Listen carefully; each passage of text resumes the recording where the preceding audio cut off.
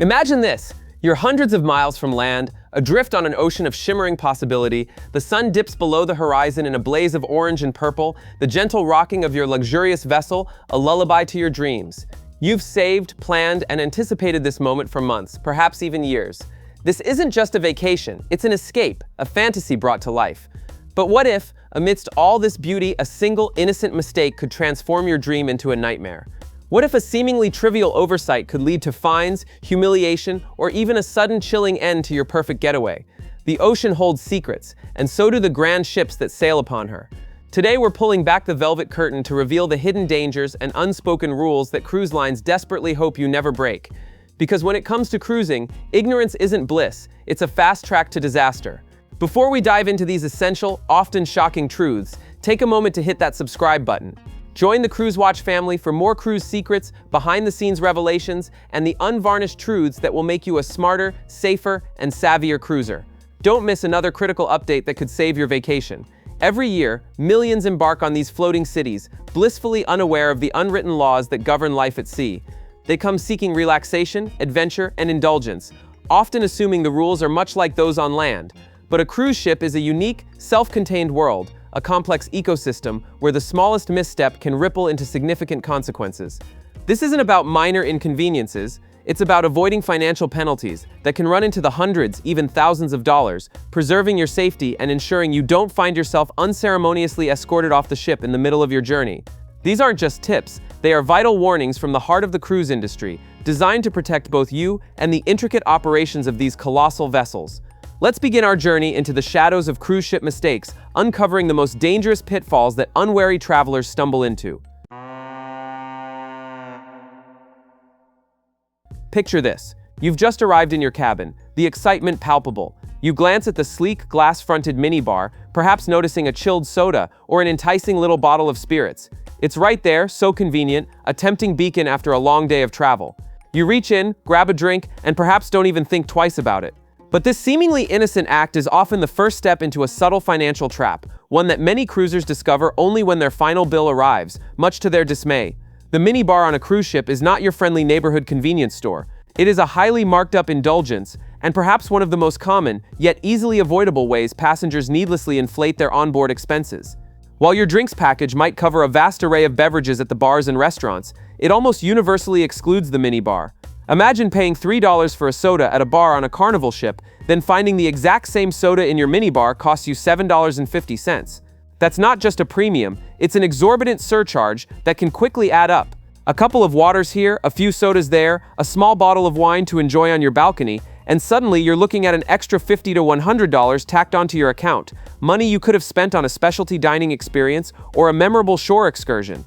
Crew members often share stories of guests who, after a long day exploring a port like Cozumel or Nassau, return to their cabins parched and grab whatever is closest without checking the price list, which is often discreetly tucked away. The shock on their faces at guest services when they realize their mistake is a common sight. The simple truth is, if you have a drinks package, utilize the numerous bars and lounges. If you don't, consider bringing your own allowed beverages on board or purchasing them in port, always adhering to the ship's specific regulations regarding alcohol. That minibar, while tempting, is a silent assassin of your vacation budget. Now, let's move from a financial pitfall to something far more serious, a mistake that carries not only a hefty fine, but also significant safety implications. Imagine you're enjoying the tranquility of your private balcony, the sea breeze whispers secrets, and the rhythmic sound of waves against the hull is pure serenity. For many, a private balcony is the epitome of the cruise experience, and for some, it's also the perfect secluded spot for a cigarette or a cigar. But this is where the dream can turn into a disciplinary nightmare. Smoking on cruise ship balconies is almost universally, strictly forbidden. This isn't merely an arbitrary rule, it's a critical safety measure. Picture a lit cigarette, perhaps discarded thoughtlessly, landing on a lower balcony, igniting a towel or a piece of clothing. In the open ocean, far from immediate land-based fire departments, a fire on a cruise ship is one of the gravest dangers imaginable. These ships are floating cities, packed with thousands of lives, and fire spreads with terrifying speed.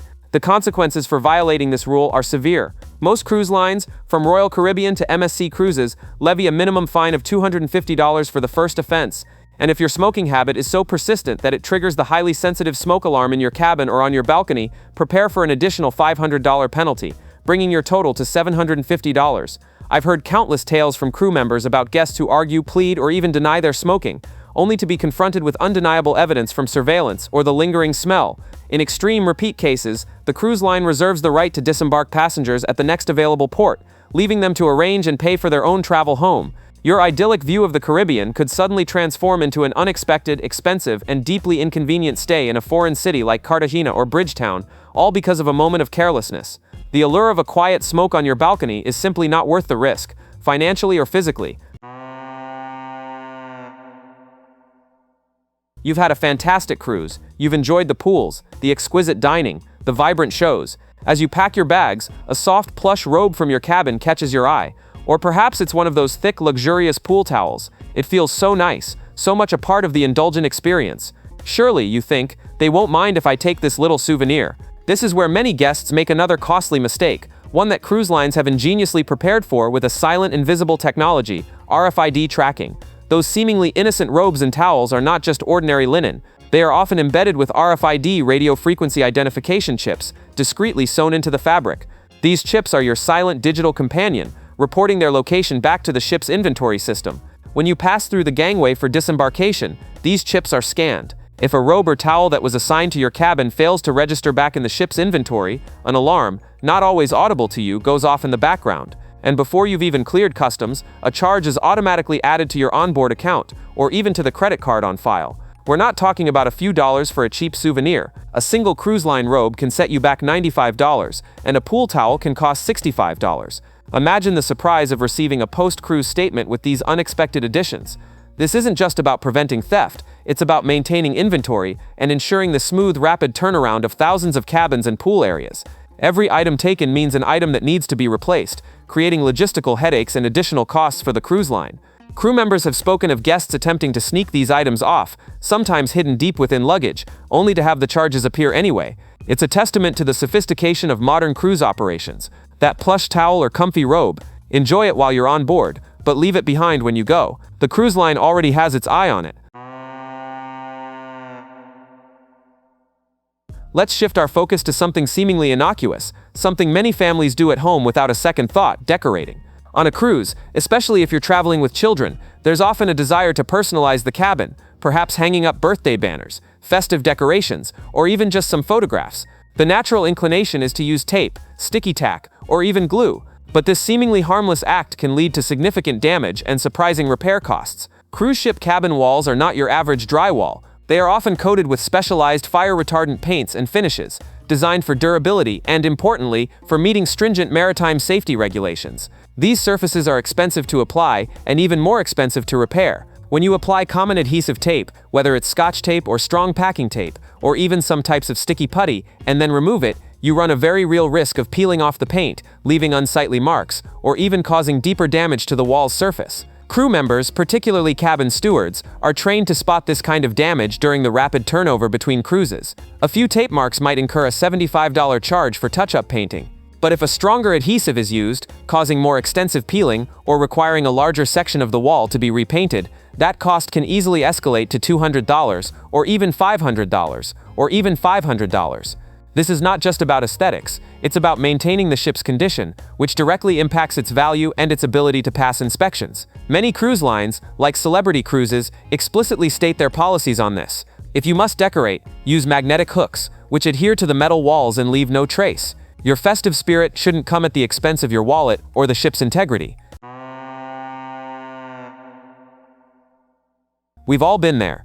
You're halfway through your cruise, and you realize you're running low on clean clothes.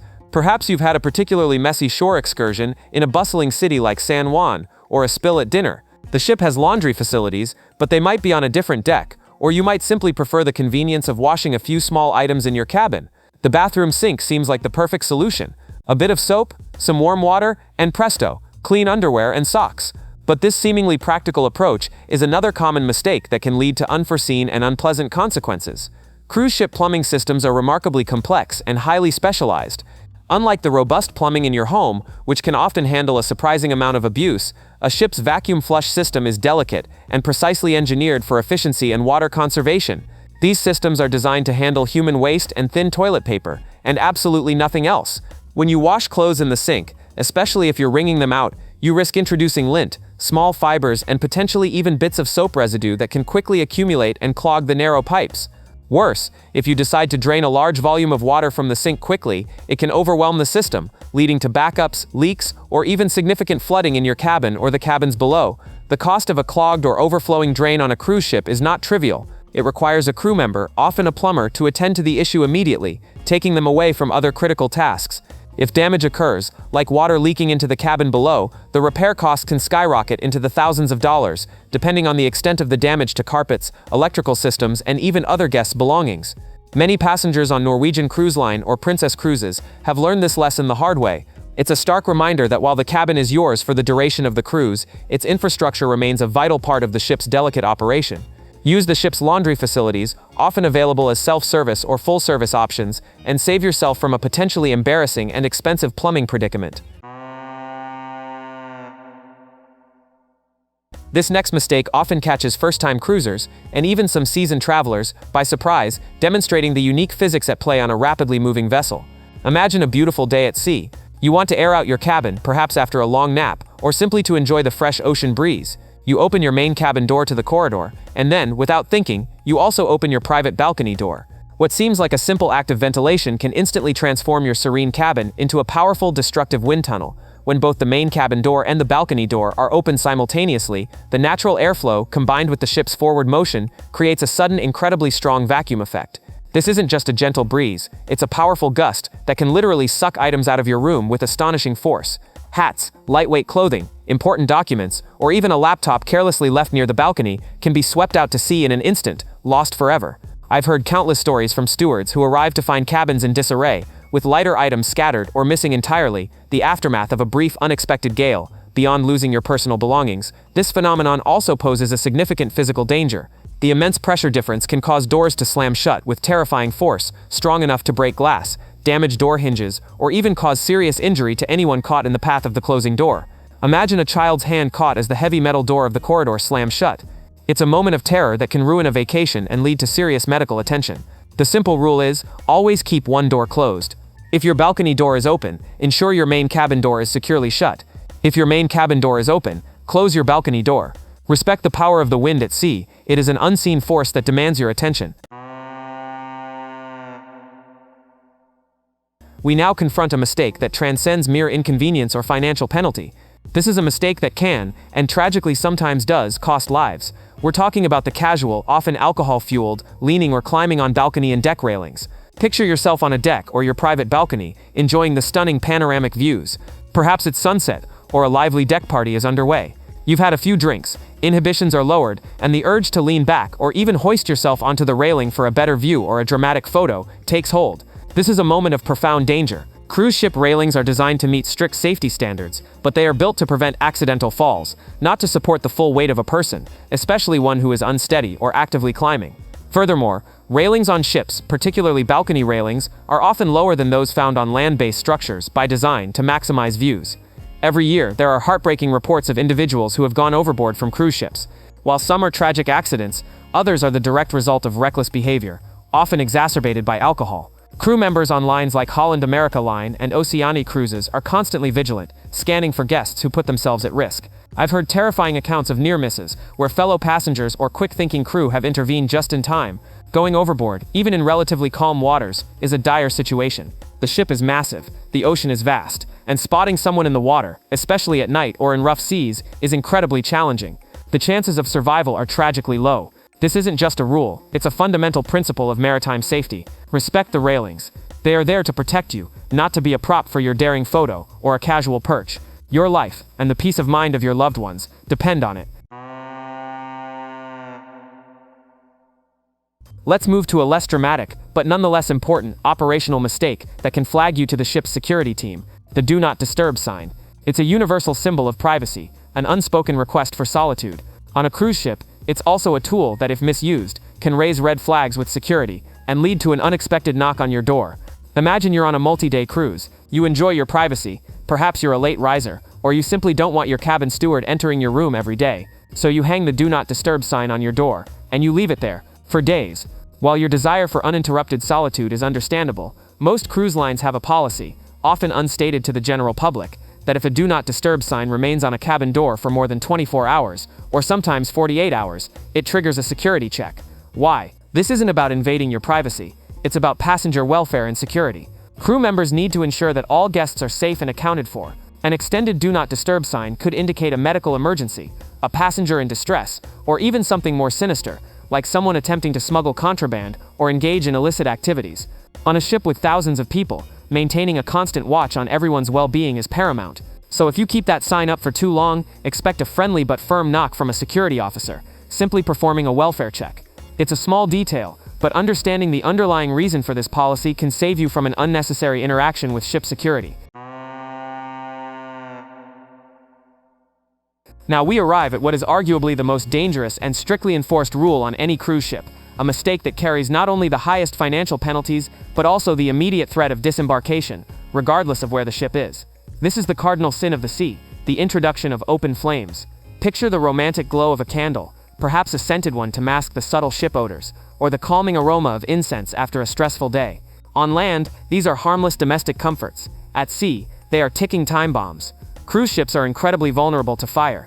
They are vast, intricate structures, often with thousands of people on board, far from land-based emergency services. Every design decision, every regulation, every drill is predicated on preventing and containing fire. The materials used, the fire suppression systems, the highly sensitive smoke detectors, all are geared towards this singular overriding concern.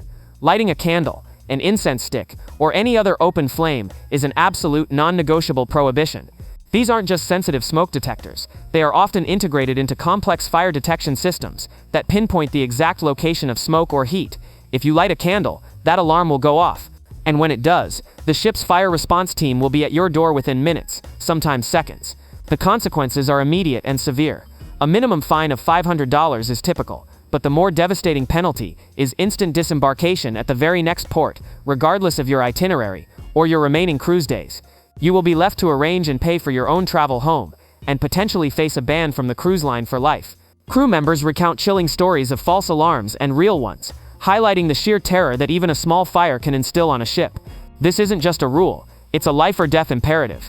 The safety of every single soul on board depends on adherence to this one critical regulation. Do not bring candles, incense, or anything that produces an open flame onto a cruise ship, period. Let's conclude our journey through dangerous cruise mistakes with a final, common, and often embarrassing pitfall: what you flush down the toilet. This might seem like a trivial detail, but understanding the delicate nature of a cruise ship's waste disposal system is crucial.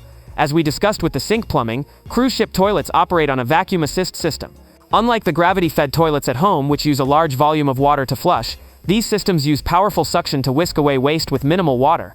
This is incredibly efficient, essential for water conservation on a ship. However, this efficiency comes with a trade-off. The system is highly sensitive and easily overwhelmed by anything other than human waste, and the very specific thin toilet paper provided by the cruise line. Common culprits include flushable wipes, which, despite their marketing, are almost never truly flushable and are a scourge of plumbing systems everywhere. Feminine hygiene products, paper towels, cotton balls, dental floss, and even excess amounts of standard toilet paper. When these items enter the vacuum system, they don't break down. Instead, they catch, accumulate, and quickly form stubborn clogs that can shut down entire sections of the ship's waistlines. The result is not just your toilet backing up, but potentially impacting other cabins on your deck, leading to foul odors and unsanitary conditions. The cost of fixing a clogged vacuum toilet system is substantial. It requires specialized crew, often working in difficult conditions, and can lead to significant downtime for the affected cabins. Most cruise lines, including Disney Cruise Line and Viking Ocean Cruises, will levy a fine of $250 or more for clogs caused by improper flushing. And the embarrassment of having a crew member come to your cabin to fish out an unmentionable item is, for many, humiliation enough. The rule is simple and absolute.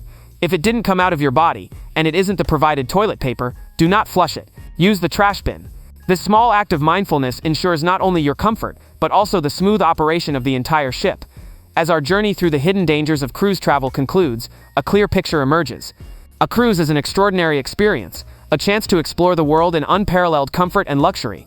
But it is also an experience that demands respect for its unique environment and its intricate rules. These aren't just arbitrary regulations designed to inconvenience you. They are essential guidelines born from decades of maritime experience, designed to ensure the safety, well-being, and enjoyment of thousands of passengers and crew. Understanding these pitfalls, from the stealth charges of the minibar, to the life-threatening danger of ignoring railing rules, from the quiet menace of a wind tunnel, to the catastrophic risk of an open flame, empowers you. It transforms you from a naive passenger into a knowledgeable, responsible traveler, one who can truly relax and savor every moment, free from the worry of fines, accidents, or early disembarkation. The open sea is a place of wonder, but it's also a domain where vigilance is paramount. Be aware, be respectful, and be safe. By avoiding these common, yet dangerous mistakes, you ensure that your next cruise is not just a vacation, but a truly unforgettable, flawless escape. Thank you for watching. If you found these insights valuable, and we hope you did, please subscribe to Cruise Watch. We're here to uncover more real cruise stories, insider secrets, and essential truths every single week, helping you navigate the seas like a true expert. Share this video with anyone planning a cruise. It could save their vacation. Until next time, happy cruising, and may your voyages be filled with nothing but smooth sailing and incredible memories.